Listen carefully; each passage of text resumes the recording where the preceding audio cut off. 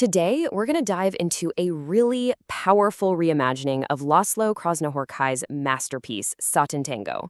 We're taking its bleak, rain-soaked world and dropping it right into a forgotten American town to explore despair, endurance, and, the echoes that ruin leaves behind. Let's just start with the author's own words, because they really set the scene perfectly.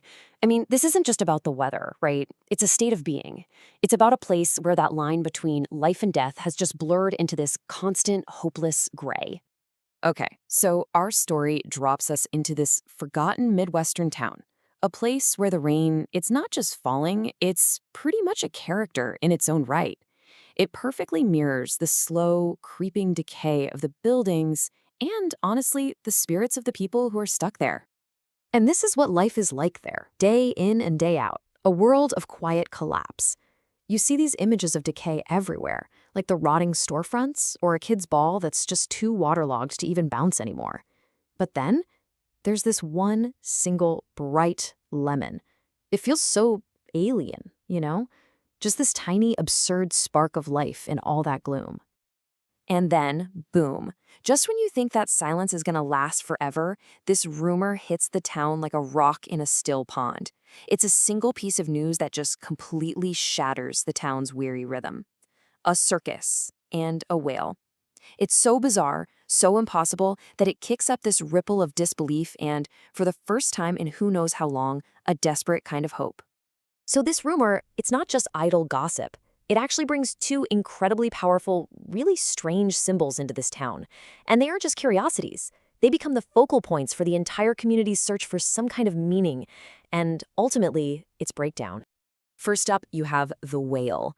And you've got to picture this. It's this huge, pale, dead creature just floating in this gross, murky glass tank, all under a sagging gray tent. It's horrifying, but it's also completely mesmerizing. It immediately becomes this grotesque idol that everyone starts projecting their deepest hopes and darkest fears onto. And the second thing is something they just call the word. It's this bizarre manuscript they find on some waterlogged pages. It contains just one single, endless sentence that seems to perfectly describe their grim reality. It captures this feeling on screen, this idea that just waiting is its own form of death.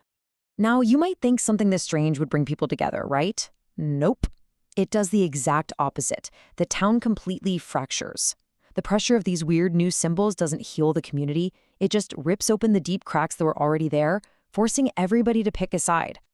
And you can see the split perfectly in how two people see the whale. On one side, you've got the preacher. He sees this dead whale and thinks it's a divine sign, a holy witness to all their suffering. And on the other side is Mark, who's just full of rage. He looks at it and sees exactly what it is, a rotting carcass, a total fraud.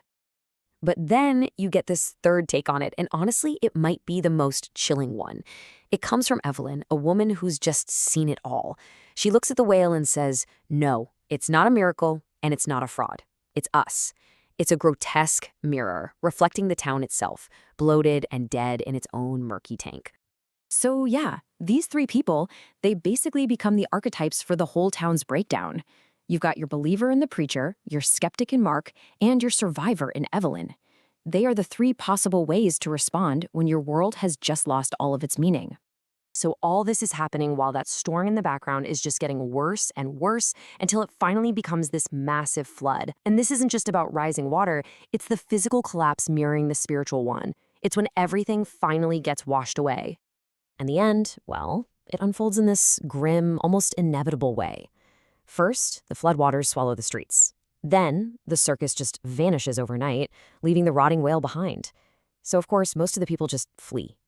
And finally, the rot just spreads.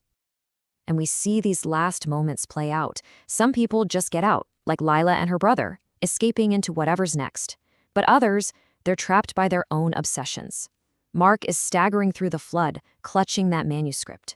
The preacher is left praying to an empty field. And then there's Evelyn, who just boards up her windows, choosing to endure instead of run.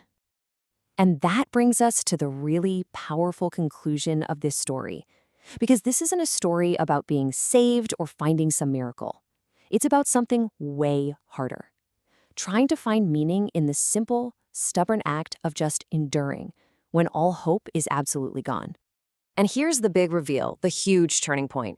That manuscript, the Word, it turns out it's not some prophecy about the future, it's not predicting anything, it's memory, a painful, looping record of what has already happened. And that completely flips the idea of salvation on its head. See, in this world, salvation isn't about escaping the bad stuff. Salvation is the act of bearing witness to it all.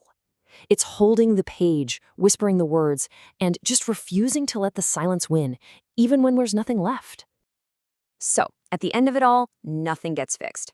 Absolutely nothing. The rain keeps falling, the whale keeps rotting, the manuscript just dissolves. It's a harsh truth. The story offers zero easy answers, zero happy endings, because, well, a lot of the time, life doesn't either.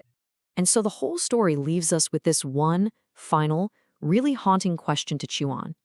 If you know for a fact that no miracle is coming to save you, is the simple, painful act of remembering, of just enduring, is that enough to count as a life? Is that in itself a kind of victory?